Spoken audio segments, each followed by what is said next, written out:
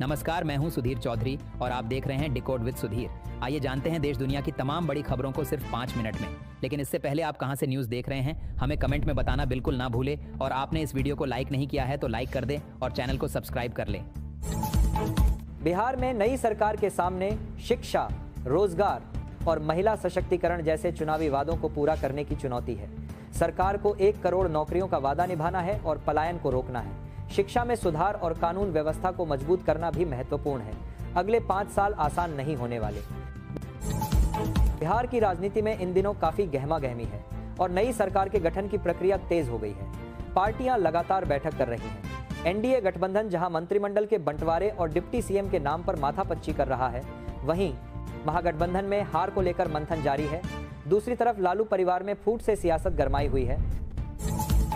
उत्तर प्रदेश के मुख्यमंत्री योगी आदित्यनाथ ने फार्मर रजिस्ट्री की सफलता की सराहना की और कृषि विभाग को कई दिशा निर्देश दिए। उन्होंने प्रत्येक समिति पर एक सचिव की नियुक्ति, योजनाओं का प्रभावी कार्यान्वयन और तकनीक के उपयोग पर बल दिया। मुख्यमंत्री ने किसानों की आय बढ़ाने और भंडारण क्षमता विकसित करने पर भी ध्यान केंद्रित किया।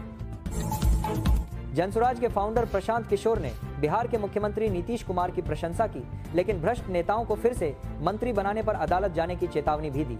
उन्होंने कहा कि नीतीश कुमार ने पहले अच्छा काम किया था जनसुराज के फाउंडर बनाने पर, लेकिन भ्रष्टाचार के मुद्दे पर वे चुप नहीं रहेंगे। प्रशांत ने चुनावी प्रक्रिया पर भी सवाल उठाए और विपक्ष से इसे सीरियसली लेने की अपील की। शाहजहांपुर में जननायक एक्सप्रेस 4 घंटे और विशेष किराया ट्रेन 10 घंटे देरी से पहुंची, जिससे यात्रियों को भारी परेशानी हुई। अन्य कई ट्रेनें भी लेट रहीं, जिससे यात्रियों को प्लेटफॉर्म पर इंतजार करना पड़ा। रेलवे स्टेशन पर अमृत भारत स्टेशन योजना के तहत प्लेटफॉर्म को ऊंचा करने का काम चल रहा है, ताकि यात्रियों को ट्रेन में चढ़ने उतरने में आसानी हो। फिजिक्स वाला के शेयर 33% के प्रीमियम पर लिस्ट हुए और इंट्राडे में शेयरों ने 162 रुपए का हाई लगा दिया।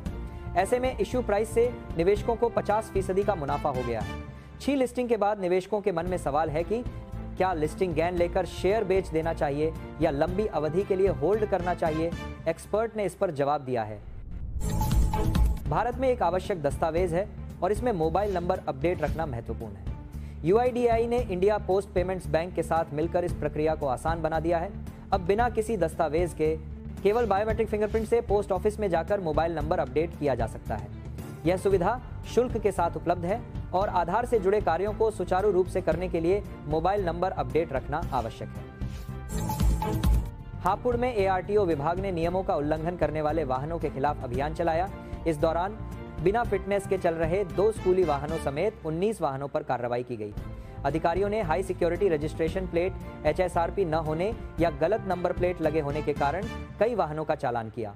स्कूल संचालकों को नोटिस में आगे भागत करते हैं नंबर की प्रचारे समेत कार्रवाई की गई। स्कूल संचालकों को नोटिस वाहनों को कार्रवाई की गई जारी किए गए हैं और उनसे स्पष्टीकरण मांगा गया है। उत्तर प्रदेश कांग्रेस कमेटी के अध्यक्ष अजय राय ने मतदाताओं से आगामी चुनावों में सक्रिय रूप से भाग लेने का आग्रह किया है।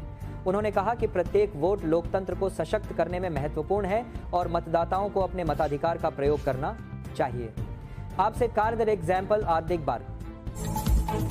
उत्तर प्रदेश सरकार राज्य की तहसीलों में स्थित 408 पर्यटन स्थलों को विकसित करने जा रही है।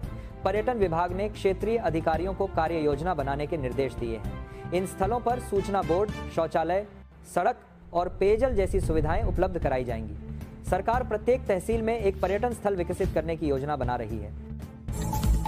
उत्तर प्रदेश के परिषदीय विद्यालयों में अब केस स्टडी के माध्यम से पढ़ाई होगी। सरकार ने शिक्षा प्रणाली में बदलाव करते हुए छात्रों को वास्तविक जीवन की समस्याओं से परिचित कराने का फैसला किया है।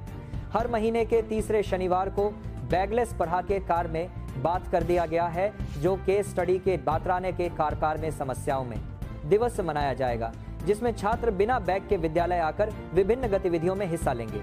इसका उद्देश्य छात्रों में आलोचनात्मक सोच और रचनात्मकता को बढ़ावा देना है। दिल्ली में लाल किले के पास हुए धमाके को लेकर पाकिस्तान स्थित हैंडलर का एक वीडियो सामने आया है। वीडियो में धमाके की तारीफ की गई है और कई लोगों को धमकी दी गई है।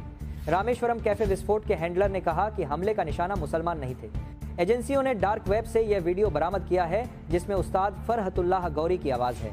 बिहार विधानसभा चुनावों में एनडीए ने महागठबंधन को 45 लाख वोटों से हराया। हर सीट पर एनडीए को औसतन 18,000 वोट अधिक मिले। मतदाताओं ने एनडीए पर अपना विश्वास जताया, जिससे उन्हें भारी बहुमत प्राप्त हुआ। यह परिणाम एनडीए की लोकप्रियता को दर्शाता है। चौखुटिया में स्वास्थ्य सेवाओं की मांग को लेकर आंदोलन कर रहे पूर्व सैनिक भुवन कठायत ने चेतावनी दी है कि यदि 25 नवंबर तक उनकी मांगें पूरी नहीं हुई तो वे आत्मदाह कर लेंगे। उन्होंने सरकार पर मांगों को अनसुना करने का आरोप लगाया है। 21 नवंबर को आक्रोश महारैली प्रस्तावित है। बरेली मेट्रो की डीपीआर इसी माह होगी फाइनल। प्रति किमी 280 करोड़ लागत का अनुमान। बैरियर 2 के पास डिपो का स्थान तय। 22 किमी के 2 रूटों पर मेट्रो चलाने की कवायद तेज। नवंबर 2025 के अंत तक विस्तृत परियोजना रिपोर्ट डीपीआर शासन को भेजी जाएगी। गाजियाबाद विकास प्राधिकरण जीडीए मधुबन बापूधाम योजना में 100 करोड़ रुपए के विकास कार्य शुरू करने जा रहा है, जिसमें सड़क निर्माण और जल निकासी जैसी सुविधाएं शामिल हैं। 800 एकड़ भूमि पर विकास होगा। किसानों को 647 भूखंडों के आवंटन के लिए 27 और 28 नवंबर को लॉटरी होगी। इस योजना से आवंटियों को बेहतर सुविधाएं मिलेंगी और किसानों के हितों का ध्यान रखा जाएगा। प्रधानमंत्री नरेंद्र मोदी पीएम मोदी की कलाई पर दिखी 1947 के 1 रुपए के सिक्के वाली घड़ी चर्चा में है।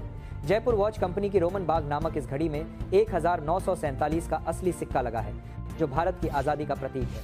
यह घड़ी मेक इन इंडिया विजन को दर्शाती है। इस घड़ी की कीमत आपके होश उड़ा सकती है।